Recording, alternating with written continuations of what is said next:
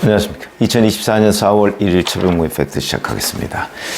자, 민주당 경기 안산갑 양문석 후보의 부동산 문제가 점점 커지고 있습니다. 왜 그러냐면 본인이 내온 해명이 객관적 사실과 부합하지 않기 때문이죠. 그러니까 이제 본인이 편법으로 했다는 부분까지는 시인을 했는데 이게 그냥 단순한 편법이냐? 편법이라면 뭐 사과하고 넘어갈 수 있는 내용인데 편법이 아니라 불법이다 하는 정황이 여기저기서 드러나고 있기 때문이죠. 자, 우선 이 아파트를 산 거는 2020년 11월입니다. 서초구 잠원동에 있는 41평형 아파트죠. 요거를 31억 원에 샀습니다. 31억 원. 그리고 나서 그 살 당시에는 그 리코대부라는 인천에 있는 대부업체로부터 6억 원을 빌렸거든요. 그렇게 해서 31억 원짜리를 산 겁니다. 돈이 좀 부족했던 모양이죠.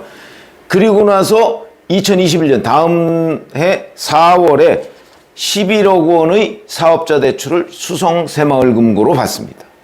근데 수성새마을금고에서 돈을 빌린 사람은 양문석 후보가 아니고 양문석 후보의 대학생 딸이다. 여기서 이제 이 대출을 받은 것이 편법 대출이냐 불법 대출이냐, 불법이라면 어떤 법을 위반했느냐, 요게 논란이 되고 있는 겁니다. 대구 수성새마을금고 측은 이렇게 얘기합니다. 사업자금 목적의 대출금인 줄 알았다. 자기네들은 몰랐다. 속았다 이거죠, 한마디로. 근데 속을 만한 이유가 있었다, 이런 보도가 나오고 있습니다. 왜? 양문석 후보의 딸이 사업자 등록증, 여기에 사무공간, 그러니까 어느 곳에서 사업자를 하고 있습니다, 자영업을 하고 있습니다는 사무소 위치, 이것도 있고, 그 다음에 사업자 대출 후에 4억 원가량의 물품을, 그러니까 사업을 하려면 뭐 각종 집기류가 있어야 될 거 아닙니까? 그러니까 그 집기류를 구입했다 하는 서류를 새마을금고 측에 냈다는 거죠. 자, 거기에 그때 소명한 걸 보면 이렇게 했다는 겁니다. 11억 대출 중에 기존 고금리 대부업체 대출, 이게 6억 3천만 원이라고 하네요.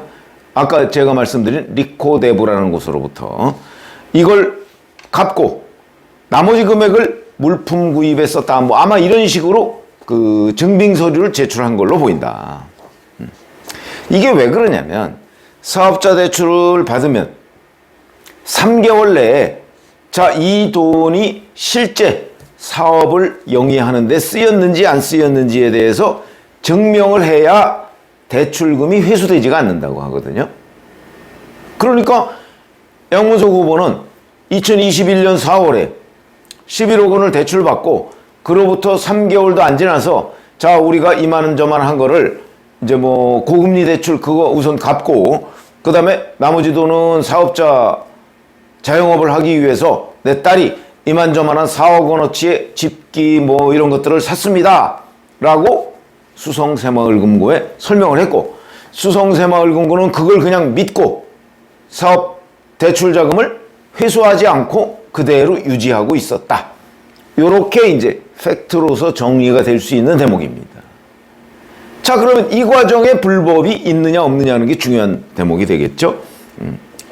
심지어 수성새마을금고 측은 아니 지금도 자기들은 이 문제가 불거지기 전까지는 사업자 대출로 믿고 있었다, 이렇게 얘기를 합니다. 이게 이제 수성새마을금고가 새마을금고 중앙에 소명한 자료를 보면 그렇게 돼 있다는 거죠. 그런데 양문석 후보는 이렇게 얘기합니다. 편법을 시인하면서 새마을금고에서 방법을 제안해서 이루어진 대출이다. 그러니까 이 모든 아이디어가 새마을금고에서 나왔다, 이런 주장이죠. 지난 30일에 입장문을 낸 걸 보면 새마을금고에서 11억 원을 대출받은 뒤에 대부업체에서 빌린 돈 6억 3천만 원, 그 다음에 지인들한테 중도금을 내면서 적게는 몇백만 원에서 많게는 몇천만 원까지 빌린 돈을 한꺼번에 갚는데 약 5억 원가량 등 11억 원을 썼다, 이렇게 입장문을 냈습니다. 여기 어디에도 4억 원의 물품, 집기, 뭐 이런 구매 대금이 들어가 있지 않습니다. 11억 원 대출 받아서 6억 3천 리코대부한테 갚고, 그리고 나머지는 지인들 뭐 이런 사람들한테 빌린 돈 다 갚았다. 그러니까 빚 청산하는 데 썼다. 이렇게 소명을 했거든요. 그러면 수성새마을금고 측에 낸 4억 원 정도의 물품 집기류 구매, 이건 어디로 간 거냐? 그럼 그게 거짓말 아니냐? 이런 얘기가 되는 겁니다. 결국 30일 본인이 냈던 입장문에 보면 4억 원의 물품 집기류 구입, 이거는 거짓말이다 하는 게 그대로 입증이 되어 있습니다. 자, 이렇게 되면 이제 편법의 단계가 아니고 불법의 단계로 넘어간다, 이렇게 충분히 얘기를 할 수 있죠. 이게 법조계들의 견해입니다. 그러니까 법조인인 한동훈 국민의힘 비대위원장이 자, 뭐 편법이라고? 무슨 소리? 내가 앞장서서 고발하겠다, 이렇게까지 나오는 겁니다. 왜? 불법임이 명백하니까. 이런 거죠. 자, 우선 어떤 내용이 불법이냐? 수성새마을금고가 2021년 4월에 11억 원을 빌려주고 난 뒤에 3개월 내로 현장 검사를 한다고 그랬죠.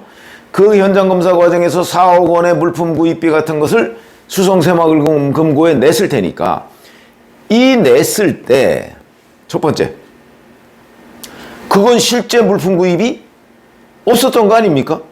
본인이 없었다고 시인을 한 셈이니까. 그러면 물품 구입을 하지 않았으면서 물품 구입을 한 것처럼 뭔가 이것저것 문서를 만들어서 수성새마을금고 측의 현장 검사를 방해했다. 사기. 이래서 사기 대출 얘기가 나오는 거고, 그렇게 되면 수성새마을금고 측의 업무 방해, 뭐 이런 것도 또 될 가능성이 있고, 이거 다 불법이죠. 사기죄도 있고 업무방해죄도 있고 다 있습니다. 그건 이제 수사를 해서 어떻게 범죄 행위를 구성하느냐에 따라서 그 판가름이 될 텐데, 어찌됐든 간에 이건 편법은 아니다. 편법이라는 거는 불법이 아니고 법의 맹점을 잘 이용해서 법망에는 걸려들지 않는 거를 편법이라고 우리가 얘기하죠. 이건 편법이 아닙니다. 불법이죠.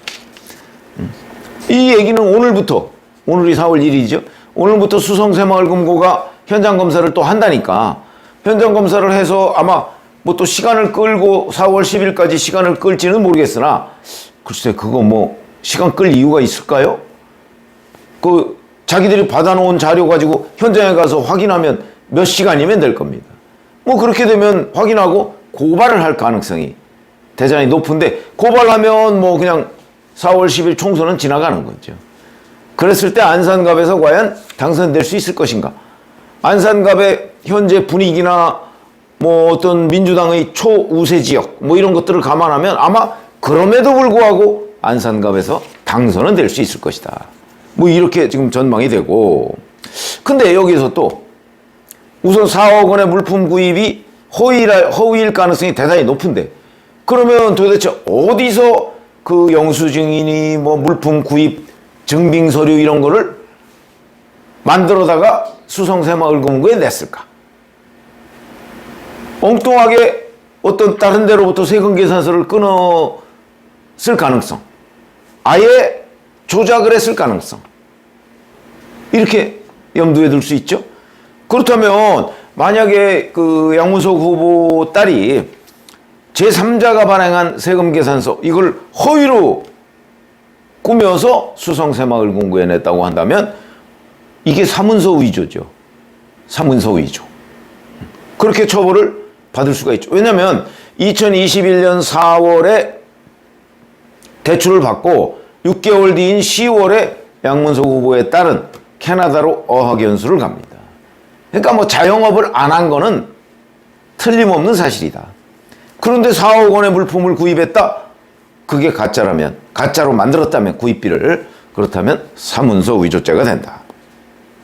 참 편법까지 시인했는데 편법을 뛰어넘어서 불법으로까지 충분히 규정할 수 있는 대목이다 하는 부분이고요. 자, 뿐만 아니고 이제 재산 축소 신고 의혹도 있습니다. 이거 우리가 지금까지 얘기했지만 2020년 이 아파트를 샀을 때 가격이 31억에 샀다고 그랬습니다. 그런데 이번에 중앙선관위에 신고한 액수를 봤더니 21억 5,600만 원으로 신고했습니다. 이건 무슨 액수죠? 공시지가입니다. 그런데 공직자윤리법 시행규칙에 보면 재산 신고 과정에서 우리나라 대개 다 그렇죠. 공시지가와 실거래가가 어긋나는 경우가 태반입니다. 이게 어긋나면 더 높은 가격으로 신고하도록 규정이 되어 있습니다. 그러니까 실거래가, 본인들이 2020년에 샀던 실거래가가 31억인데 그걸 21억 5,600만 원에 신고했다면 9억 6,400만 원을 축소 신고한 게 된다.